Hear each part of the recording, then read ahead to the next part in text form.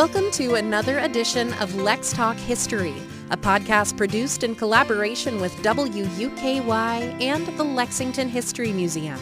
Now, here's your hosts, Lexington History Museum Executive Director Mandy Higgins and WUKY's own Alan Lytle. Welcome back to the podcast booth, Mandy. Hi, Alan. Fall is upon us now, and it is October, and that's just a really, really good feeling around the museum. It is. First of all, October, best time to be in Lexington, hands down. Like podcast friends, we've had a lot of feelings. Biggest feeling, October is the best time to be in Lexington. Beats April, love it. And a lot of stuff that's happening. Let's recap what happened in September and a little bit of what's going on. Yeah, so September, huge month, back to school. We've had some really great experiences in the museum. Of course, we always have to be excited when Leadership Lexington comes in because it's great to get, that new crop of leaders every year to come through. We were so pleased to be able to host one of the performances for 250 Lex's Sacred Music Festival. And we had a Navajo flutist in, so that was incredible. And we said goodbye to the Queer Here and Everywhere traveling exhibit. But for October, we have another traveling exhibit in the space, Mary Todd's Lexington, a traveling exhibit by the Mary Todd Lincoln House that'll be there for the month, be in the museum for the month of October. And for those of you with children, there's a free activity book with it as well.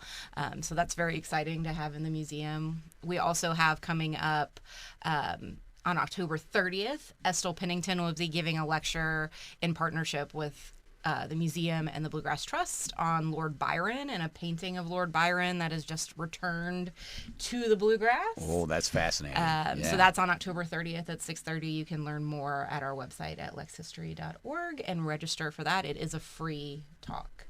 And, of course, the Intersections exhibit continues as well. Intersections continues. And if you've been to the museum, you should come back because we've added some material. You can learn a little bit more about Lexington politicians, restaurants and taverns that are well-known or nostalgic for folks. Hint, hint, there's a little bit about Stanley Demos and some crab demos, for those of you who miss the Coach House like I do. Oh, my mouth is watering already. And actors and performers. Laura Bell Bundy is in there. And then, of course, it's Equine Month, and we're going to talk a lot about horses in a minute, but we have added a really important and special Lexington story about Will Harbit and Man o' War. Oh yes, the Mostis Haas, I think is what's the quote attributed, correct? Yes, Will. I did my research. You did very well. The Harbits have a long history in Lexington. There are still Harbit descendants living and working in Lexington, and we got a lot of questions on why Man o' War and Will were not a part of the exhibit, and it mattered. So, of course. For those of you who don't know, Will Harbit was the longtime groom, about 16 years, of Man o' War when he was at Fairway Farm. They both were at Fairway Farm.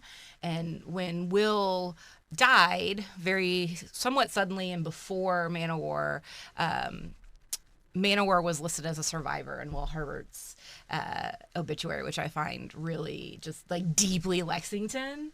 And then Man o' War passed less than a month after Will died, and it was buried at Fairway and then moved to the horse park, and that's a whole other story that we can get into later. But it is a really just that deeply Lexington equine feeling with maybe the most famous horse ever. We could argue about that, but definitely in the 20th century. Well, that is the nicest segue possible, getting into our Let's Get Into It theme, which is for October. 250 Lex's is equine, and go for it. Yeah, so we are so excited. Of course, in Lexington, we love a horse. Horse capital of the world. Don't come at us, Ocala. Leave it alone, New York. It is ours. And we, this month, are so excited to have Hallie Hardy here from Horse Country to tell us a little bit about the ways that the horse industry has made Lexington and continues to influence it. So, Hallie, can you introduce yourself to our listeners? Yeah, absolutely. Thank you guys so much for having me today. I'm excited to be on the podcast and sharing our unique history here as, Lexingtonians and Central Kentuckians with our connection with the horse. So yeah, my name's Hallie Hardy. I'm the executive director of Visit Horse Country. We are a not-for-profit membership organization, so we work with 28 different farms and equine facilities in the area to help facilitate their tours and experiences. So promoting, like when you come to horse country, it's not just a place, it's a thing you can do as well. And so we're excited to be with you today to share all the ways that our local community can connect with the horse through the month of October too. Yeah, so I think before we get anywhere, most people think of Lexington as a thoroughbred capital. Can you tell us a little bit? It's a full horse, right? Like it doesn't matter. Absolutely. And I think our roots as the horse capital of the world are really deeply connected to the thoroughbred industry. And if you look at the population of horses that we have here, right? So across the state, we're just under 240,000 horses across the state. Fun fact, that's one horse for every 18 Kentuckians. So, but most of those horses are located here in central Kentucky. So if you take the Bluegrass region, Fayette County, and I think it's like the 7 or 8 surrounding counties, it's actually one horse for every 8 Kentuckians. So a lot of those horses are here. And most of those are thoroughbreds. They're breeding thoroughbreds. They really help give us that moniker as the horse capital of the world. But with the likes of the Kentucky Horse Park and the facility that it is for hosting not only, the Kentucky 3-day event, but right now there's the Split Rock, jumping show that's going on. They host all kinds of events for jumping, for Western pleasure, reining.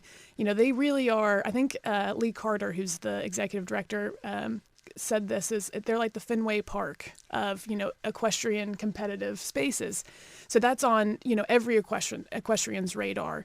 And of course that then helps, grow the audience there, the different, what we call equestrian disciplines or equestrian sports, to really find a home here in central Kentucky. I actually grew up riding saddlebreds. So, of course, Shelbyville is really kind of the saddlebred capital of the world. And I know plenty of people who play polo, got past a polo match out of the horse park the other day. So there are all kinds of different horses here in Kentucky.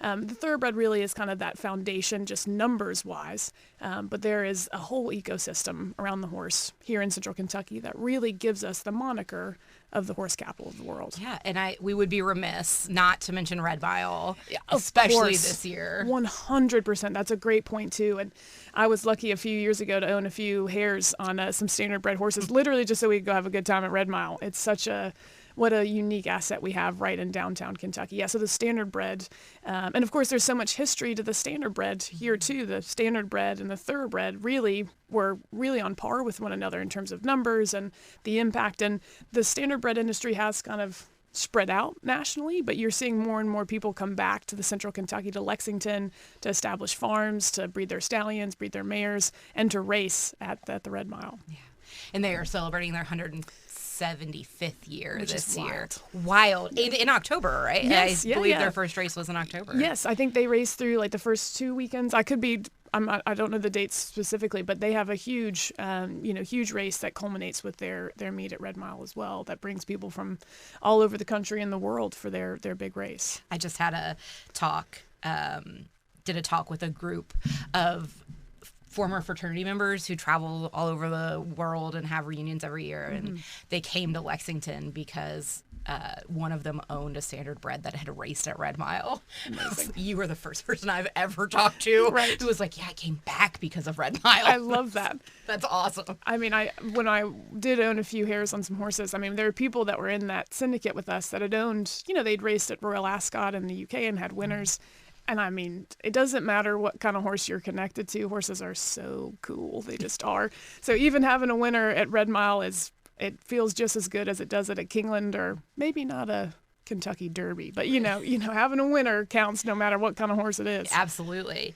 Well, so you told us that Visit Horse Country is a not-for-profit. Can you tell us a little bit more about how it developed and what your... Yeah, absolutely. So we are talking about anniversaries, and Red Mile, we're coming up on our 10-year anniversary, which is just wild to say out loud. I have not been there in the position for all 10 years, but we really started our first tours that we offered under the Horse Country banner were in 2015 when the Breeders' Cup was first held at Kingland, which of course ended up being a monumental year for horse racing. American Pharoah had won the Triple Crown. He is the first and only, as of now, Grand Slam winner. Talk about kismet timing, all told. So first tours that week, I think he won on Halloween.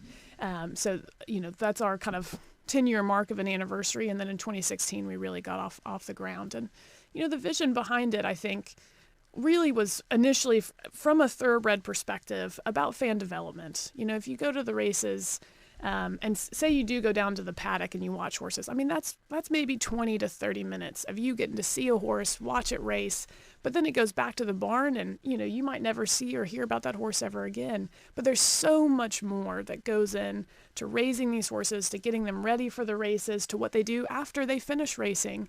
And that's not just true for horse racing, that's true for all kinds of different equestrian disciplines and competitions. So I think this concept of allowing fans to really connect with the horse was the main, I guess, launching pad, if you will, for horse country. But what we found as we were getting off the ground is that people have been coming to Lexington for years. I mean, using Man of War as an example, millions of people came to see him when he was standing at stud at Fairway Farm. And that was way back in the day. Right. When he passed away, he laid in state. And hundreds of thousands of people came to visit him here and to see him resting, before he was formally laid to rest. Like, that is amazing. And, sorry. No, please. I love talking about Man of War. Yes. If you can see pictures of Man of War Yes. in his coffin, Yes. which is It's wild. And it's this big box. Yes, and back in that day, baseball was a big sport. It wasn't the same landscape that we have now. But what is still true is the incredible connection to the horse. If you feel, we still feel that with American Pharoah, and people come from all around the world to see him. It's been 10 years, right, since he won the Triple Crown. But what we found, again, some people who have, like tourists and travelers, who really pushed. Farms would let people come out, but it was like, wait, hold up. We have this whole, our industry could be playing this much bigger role in our tourism industry. And I don't think that we started there, but we quickly found the role that we can play in that space. So we still, for our existing fans who come, they're only about 30% of our guest numbers. 70 to 80% know nothing about the horse, but they are coming to Kentucky. And what do you think of when you come to Kentucky, right? Horses and bourbon. Yeah. And we have such an incredible asset in the land that we have here. The horses themselves, oh my God, I get chills talking about it. And then also the amazing people that we have too, like, again, using Will Harbit as an example. The connection that they have to that horse. Because, of course, horses they're not going to talk to you, right? But the people who take care of them can tell you these incredible stories, give you the opportunity to get up close and personal with them. It's a really special thing. And I would argue, of course, there are horse farms in other parts of the world, but nobody does it like we do here in Lexington. So that, again, talking about our start and the impetus behind it, again, really driven by fan development. But what we've found is just the incredible role that the horse plays to our identity here in Lexington and to hopefully our local community as well. How many people are from Lexington but have never really been around a horse? Like, come out on a tour, come experience, especially during 250 Lex. But we found that our role in the tourism industry, and we've just scratched the surface of that. I think we have a very long way to go in growing our numbers and how many people we welcome and really connecting them to the horse. But it's so fulfilling, when you love what you do, which just about everybody who works on our member farms, man, they love the horse. They love what it means to Kentucky. When you're able to share that with people, man, it feels really, really good. Yeah. Can you tell us or share maybe some of those moments, a specific horse or something from one of the member farms that really Absolutely. sticks out? Well, and there's so many good stories and anecdotes over the years. And it ranges, again, from people who are diehard fans, who I don't know if you all would know Zenyatta, incredible race mare. For a long time when she was still breeding and having babies, she really wasn't available to be seen. She's now retired, and if you go on a shuttle tour at Lane's End, you're going to see her. And the amount of people, they pull up on the shuttle to where her paddock is, that will just immediately start crying because of how important she was to them. And even for me, that was my college days. I just loved a mare like that. But myself, I used to give tours, and my background is all in the thoroughbred industry. I've worked on different farms. And I was lucky at the time to be at Godolphin, and we had a big group with us and one family that had some young kids. And I'll never forget the look on a kid's face feeding a peppermint to this, big, beautiful mare. And he just looked like, again, it gives me chills thinking about it. But so it is all kind of wide ranging in that space. And I think some of the most fun elements too, you forget when you live and breathe horses every day, that most people do not. You know? Right. So being able to like really like the questions you get asked you know, on these tours that are just, they're so wholesome, because how would you know? Like I'm trying to think of an example on a tour that I've been on where you have no idea what a daily life of a horse looks like. And to be able to, for people who haven't been around horses, or even people who might have been a little scared of horses in their life, to give them the opportunity to get up close and personal, to feel how special it is to be in their presence. There are too many of those stories to share at the end of the day. Yeah. You, like I'm watching you and you're getting very excited about it as we're talking. It's that's exactly what you want in an ambassador for an industry. You're the right person for the job. Yeah, well, Absolutely. thank you. I appreciate that. Can you tell our listeners a little bit about maybe a couple of the like well-known horses and how you can, what kind of experiences you can have with them? Yeah, for sure. So what is great about it, and you know, we've talked about other disciplines. We do have primarily thoroughbred farms that are engaged in offering tours, but we've got other facilities that are not thoroughbred, so not racing horses. They do other equestrian disciplines, other types of horses.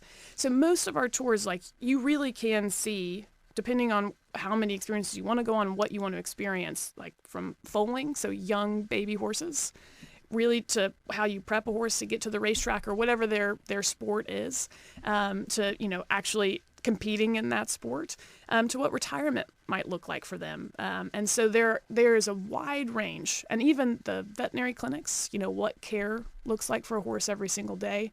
And of course, most of that care happens on the farm. You know, the veterinary clinics they're like hospitals, right? So it is unique things that you get to see there. We also have a local feed mill and hallway feeds that are downtown.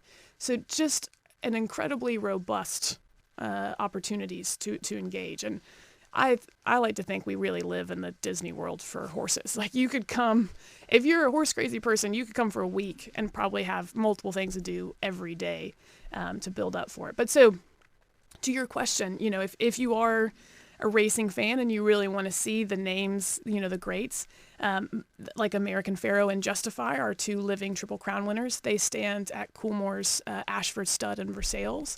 They have tours right now, Wednesday through Fridays.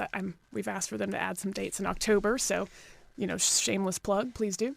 And so, you know, their tours are kind of built around those stallion schedules. Right now, they're in their off season. They're not breeding mares right now, so they're a little bit more accessible.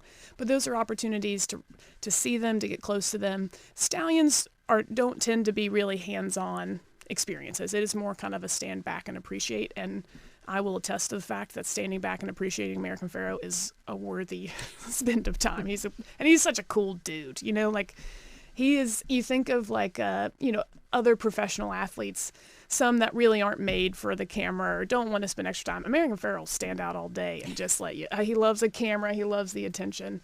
So that's such a benefit to us. You know, you've got Flightline, who won the Breeders' Cup Classic at Kingland in 2022. You've got the great race mares. You know, your Rachel Alexandra's, your Zenyatta's.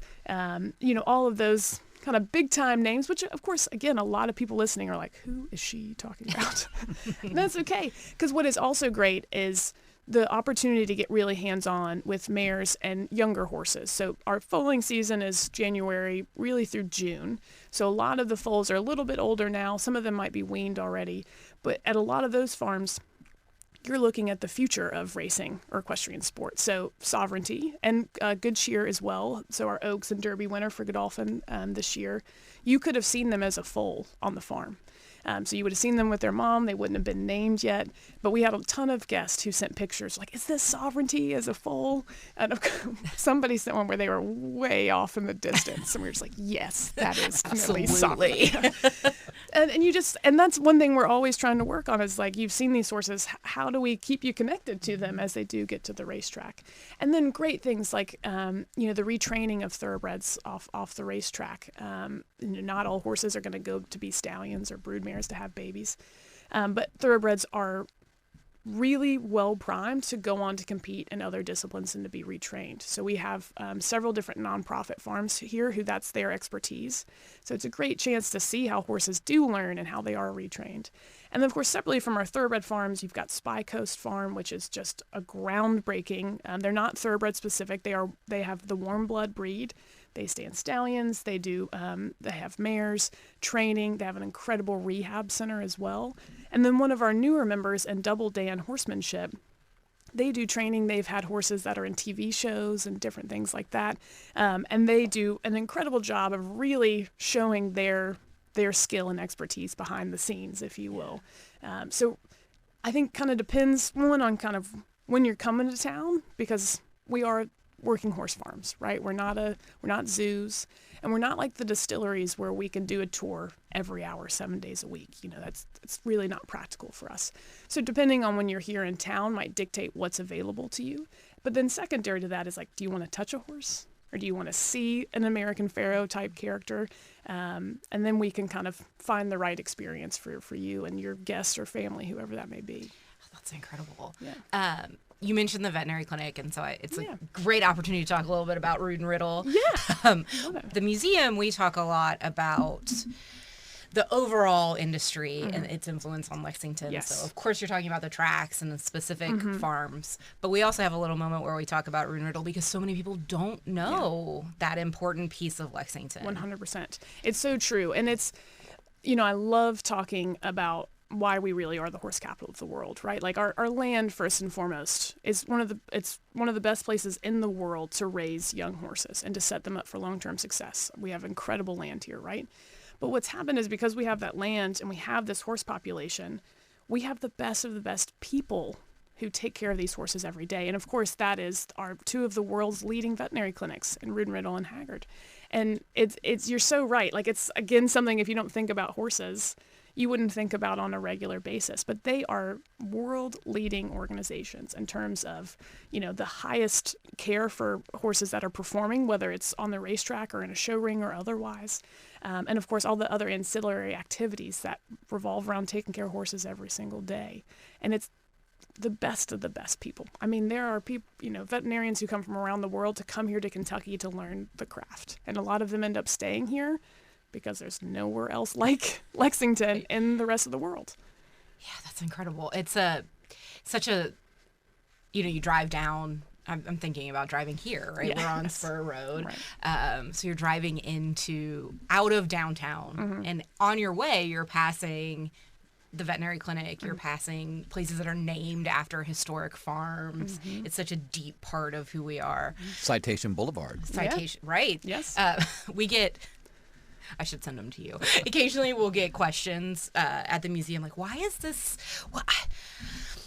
Man-O-War or Pink Pigeon? Like, where did y'all come up with these names? Yeah. Well, these are well-known horses. It's so true. Yeah, and so those, can you tell us a little bit about those sorts of developments and the way that you all tell tourists how that comes in? Yeah, absolutely. It's a good point too, because I think we have such an opportunity across our membership, the different farms, to tell that greater story. Because you can imagine you show up to any farm and you're really telling that farm's history and that story. But then it's amazing how that farm's history, every farm that we have, it's been a horse farm for hundreds of years, right? And it's most of the time been in the same family, occasionally changed hands. It's so true. And then how that percolates and spreads out into the rest of the Lexington community. And I think, to be honest, that is one benefit of horse country, is our farms feeling that and acknowledging that and sharing that in more serious ways. Not to use industry terminology, but sometimes you're running a horse farm and your blinkers are on and you're thinking about running a horse farm, right? That is the beauty of horse country, of thinking outside of ourselves just a little bit, having some of that perspective, thinking of ourselves as attractions and as an important piece of sharing our history as the horse capital of the world, not just our present as the horse capital of the world. We get, I think the big one we get, which is not specifically horse related, but we get people who call all the time that say Versailles instead of Versailles. That's kind of our main one. But I love that thought of talking with our members, what is your history here? Outside of just your current ownership and current horses.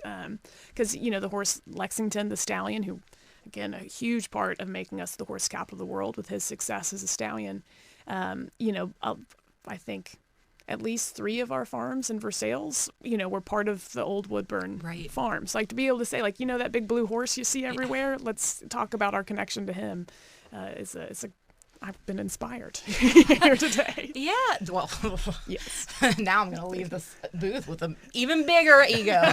But Lexington, that's a good point with Lexington.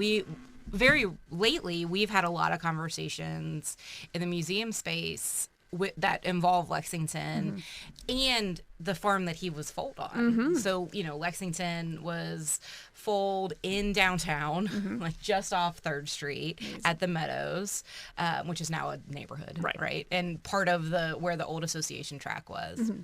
But the number of people who have come in recently and want to know where Lexington was born. And I assume it's because of the Geraldine Brooks book. Yes, probably. But it goes back to sort of a bit of what you were talking about earlier with the wanting to see one of those well-known horses. Yes. And when the skeleton came back to the horse park, bones? Yeah. Really? Yeah. Is this what we're doing? Remains. But it is such a big part that is still there, and that now, the symbol of the city is this. It's so cool, isn't it? Yeah. I mean, I'm so proud of it. I think it's such a cool thing. And it is such a fascinating story. I mean, because again, he was a successful racehorse. But, when he was a stallion and his success as a stallion, at that time, Kentucky was not the center of horse racing.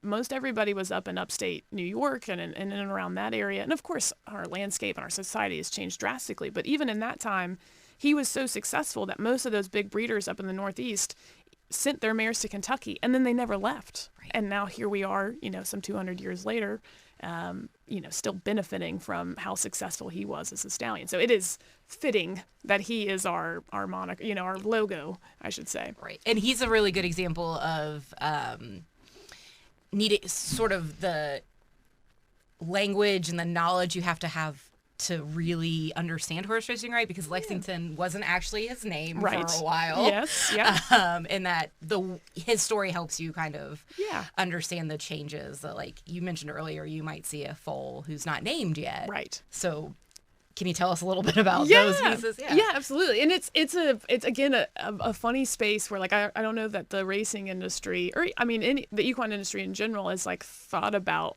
that in the space. But fortunately, there are some tools now where you can follow along a horse. You can get notified when it's named. You can have a virtual stable. That's literally what the product is called, to be able to follow this horse along. So when it's entered in races, but it's a challenging piece of keeping people connected and telling that story. But it is a fun thing that we share with everybody, right? Most thoroughbred horses are not formally named. Nowadays, our business is pretty commercial. So last month, the September sale, which was gangbusters, horses selling for millions of dollars, people from around the world coming here to Kentucky, right, to buy their future, race, stable winner. But a lot of times, if you're breeding a horse to sell commercially, you're not going to name it, because whoever's going to take it to the racetrack, you want to give them that opportunity. So we now kind of have that structure around where you don't name a racehorse until early in their 2-year-old year. So fun fact, you have to at least attempt to name them. I say attempt because you might not get your first attempt approved. There's certain parameters, right? It has to be 18 characters, spaces are allowed, numbers are not. But you have to at least attempt by February 1st of their 2-year-old year. And a horse does have to be named before it can race. And then typically once a horse has raced, it can't be renamed unless they're very special circumstances. And it's a lot of fun. It's challenging in so many different ways. And I think Lexington did actually race under the name Darley before his name was changed. So I'm sure back in that day, maybe it was a little bit easier to get that across, if you will. And the names have sort of historical significance, right? Yeah. So often they're named after their mare or after there's some lineage. Yeah. There. So you typically, unless you've got a really, really cool name, you try to bring in an element of the sire, the stallion or the dad, and the dam or the mother, the mare of the horse, to give a cool name. And one of my favorite examples, so this was at my actually days when I worked at Godolphin. Darley is the name that they used too, so fun connection there to Lexington. But so a horse that ended up, really nice race mare that ended up being called Micheline was her name. She was by the stallion Bernardini. She was out of the mare Panty Raid. Can't believe that one got across, but great name. Panty Raid was she won multiple grade 1, so at the highest level. She was a very nice race mare. Well, fun fact, the first woman to ever be photographed in a bikini was a model by the name of Micheline Bernardini. So the Bernardini from the stallion, Panty-Raid, being photographed in that way. So her name was Micheline. And I love that. That's I awesome. think it's so cool. So you'll often, if you are looking in a racing form, not always. Again, there are plenty of examples. And in my previous job, we were able to suggest names for horses. And you can go down some Wikipedia rabbit holes if you like yourself. So you're like 6 degrees of separation, but it makes sense to you. Right. And that's all that really matters. Yeah. There is... I really appreciate that you explained it, how horses, the lingo there, because when we do this work, I'm not a horse aficionado. So sometimes we'll have visitors come in and be like, well, who's the dam? And we're like, I don't Dick's know. dam? What are you talking about? I don't know. It's very fair. And that is what we're trying to do in horse country, is kind of be that middleman, that liaison wherever we can be. So maybe we should work on some stuff. Absolutely work on some things. I'm all in. Yeah, maybe we should have kids come up with some names. Yeah. Can you imagine? So actually part of our kind of 10-year celebration, unfortunately, I'm going to talk about this. The event itself is sold out, but we're having an event at Coolmore to kind of celebrate American Pharoah as well. And we're putting together a kind of silent auction, some fun memorabilia. And we've asked a couple of farms to see if they'll, like, one thing that people can bid on is a chance to name a horse. So, that's awesome. Yeah, so we're waiting. That's not all perfectly lined up Yeah. yet, but we're hoping to be able to push that, because it's so much. It really is a lot of fun. I probably spent way too much in my previous job, time working on finding names. But, it's an important... Names matter. Yes. That's a huge deal. Yeah, it's true. Well, you mentioned this. Can you tell us some of the other celebrations that are happening? And other things Absolutely. going I on? mean, so the beauty of October being equine month is there's already so much going on in the equine business. So obviously Kingland is racing, and for those with kids and families, if you haven't been out to Sunrise Trackside on Saturday mornings at Kingland, I cannot recommend it more. It's so much fun.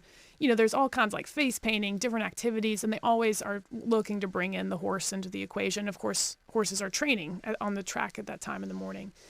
So that's already, easy low-hanging fruit. Fun fact, if you buy a ticket to go on a horse country tour in October, you get a free GA pass with your ticket. So if anybody is like, oh, well, because I think they're sold out for a lot of the big weekends, something to keep in the back of your mind if you want to really connect with the equine industry.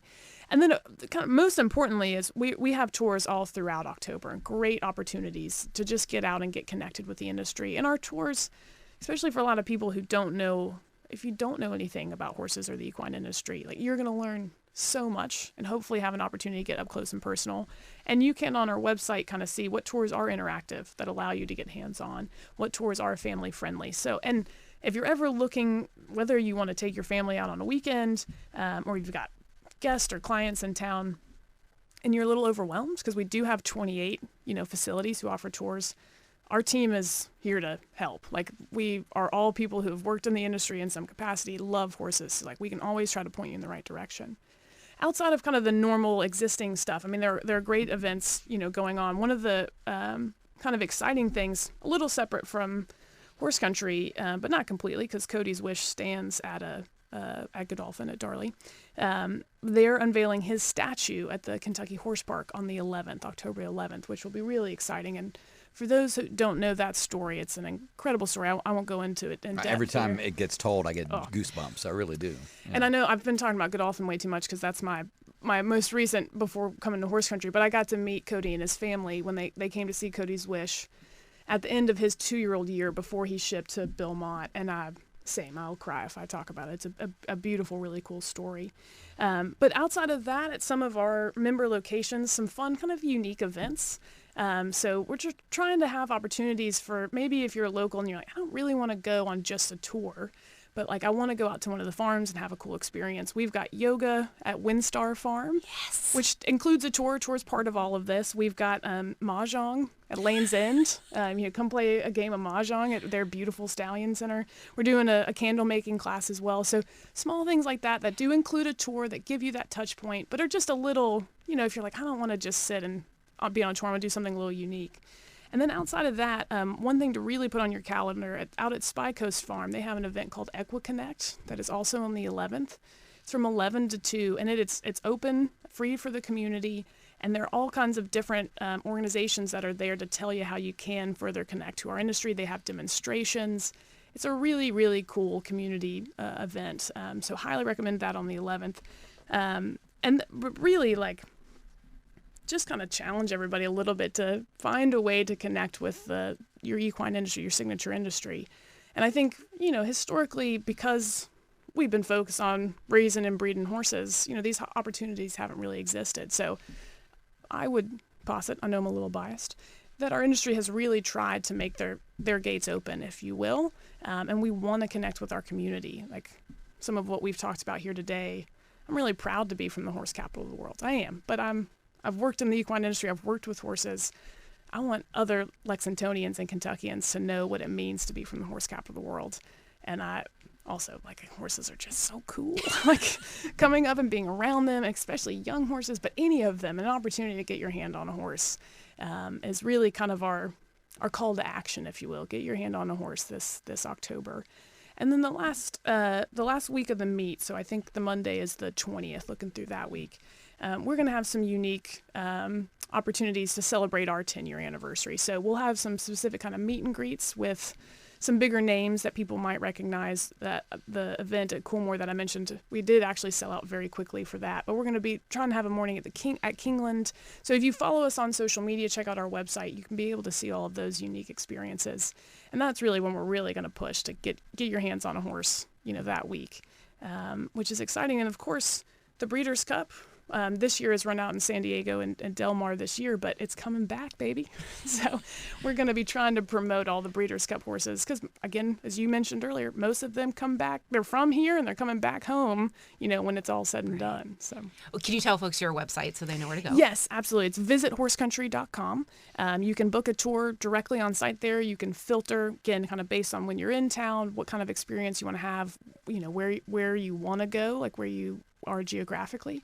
And again, I just highly encourage you, if you're looking and you're not really sure, do not hesitate to give us a call. Like, our customer service team is here to help in whatever way, because we know it's a little overwhelming for people if you don't know anything about horses, if you're not really sure what kind of experience you want, we can help you figure that out.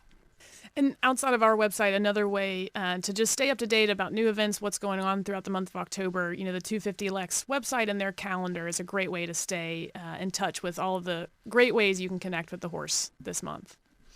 Awesome. To piggyback on that just a little bit, you mentioned the meet, which of course October is a huge time with the meet, and we want to encourage you that when you're out at Keeneland and you're touching a horse, that you also visit the Keeneland Library in October. For sure. They have a new exhibit called Racetheus, The Making of Latino Legacies in Racing. That'll open on October 1st in the library. It's also a 250 Lex supported exhibit. That's great. And Rhoda does, if you listeners have heard Rhoda Ferrero before, she is... The work that she does is incredible, so it'll be on display. It has 100 content spotlights, 100 men and women from across the Americas at every level of the sport from the 1800s to today. So exactly, those pieces of the stories to continue to bring that out. It's so true. And I also forgot to mention that I believe Sunday, October 5th is going to be the 250 Lex Day out at Keeneland. So I know they're going to have some fun activations throughout the day, and just a great opportunity to come and take that extra step of feeling welcome at the racetrack if you're a local, Get some burgoo. Yeah. And they've got a family day. They've got college scholarship day. The family day is amazing. Keeneland, God bless them. They do so much for our community and really for our industry too, and their outreach. And I think horse country is our attempt to be like, hey, we're here with you too. It's not just Keeneland. So. Well, we can't leave a podcast without getting a shiv in at Louisville, and the perfect place to do that is Keeneland because it does do all of that and more, and the partnerships that the industry has in the city. We really couldn't be who we are without the horse in Lexington. So thank you for joining us. Yeah, it was such a pleasure. And we hope to see everybody out and, throughout the month. I think looking at this year, Equine Month is, no one else can have an Equine Month when they're celebrating 250 years, right? We're so unique in that. And so we hope we'll see everybody out on a tour or out at the races. I got one thing to say also. Aesthetically, horse farms are just the most beautiful places to be, especially in the autumn when the leaves are changing. I mean, think about that in your head, taking your family or your friends. to be surrounded by really the best of nature. It's so true. It's so true. We've just moved out to the horse park, and outside of our windows, I can see, red trees, and it's just, makes you melt a little bit. You got to love it. It's very true. I've got one trivia to ask, too. Do you know what happened at the same time in 2010? What was going on? Oh, yeah, the World Equestrian Games. Yes, indeed. Yeah. Can you believe it's been 15 years? It is absolutely wild. I actually was working, I volunteered and was working at the endurance race. So instead of 1.25 miles, right, they're running 100-mile races, and they have to go through vet checks. And I remember Sheikh Mohammed coming through and having his horse, they have to get their heart rate and their respiratory rate before they can go out. And the horse park now and the landscape of the horse park now is so much to that experience and event. It's very special. And that was the first time it was held outside of Europe, correct? I believe so, yes. And it really did a lot for, if we can get off on a whole tangent, but I think it is important to note that some of the improvements at Tandy Park were because of the equestrian games. Some of the changes to how we interact with the city were all because we were able to bring this to Lexington. Yeah. And I think Lexington should be the city, and our community, we should be so proud of being able to rise to the occasion of hosting an event like the Breeders' Cup, an event like the World Equestrian Games. There are not many small cities that are able to do that and do that to the level that we do. I mean, it's one thing in horse country, we're always so proud of the hospitality we bring to the table. We live in such a special place, don't we? I'm from Frankfort originally, but I'm a very proud Lexingtonian. We'll forgive you because at least you have a great drive from Frankfort to Lexington or Lexington to Frankfort. If you haven't driven Old Frankfort Pike, especially in the morning when there's a little bit of mist, it is truly maybe the most beautiful place in the world. It's worthy, even if it's a little out of your way. Worth your especially in the fall, to your point, as the leaves are changing. Goodness gracious. I'm going to go do that now. Wow. Well, we want to thank our guest today. Big time. Thank you so much, Hallie. And you'd like to do a little preview of coming attractions? November. What do we got? Well, before November, remember, you can come here, Estill Pennington, on October 30th, talk about the painting of Lord Byron that was just brought back to the bluegrass. You can learn more about that at lexhistory.org, and you can visit the Mary Todd's Lexington exhibit throughout the month of October. We're open Thursdays and Fridays 12 to 4 and Saturdays 10 to 4 or by appointment. And then in November, it is really fitting that we're going to be talking about painting of Lord Byron on October 30th because November is art month for 250 Lex. And so we will hopefully have some guests who are promoting the arts and all of the great things that Lexington does around art and art, all its forms, visual, performing, vocal. So we're really excited about that coming up. Oh my gosh, yes. And just strap in. It's going to be a very, very interesting couple of months here as we roll down 250, our 250th anniversary and beyond, really. Right. Well, I mean, buckle up, friends, because the fun and the excitement doesn't end. Again, we want to thank everybody for listening, and we will see you next month. You've been listening to Lex Talk History, a monthly podcast produced in collaboration with WUKY and the Lexington History Museum. Subscribe to our show wherever you get your podcasts, or download Lex Talk History from the podcast page at WUKY.org. And if you haven't done so already, please make plans to visit the Lexington History Museum soon. Get started on your tour at lexhistory.org.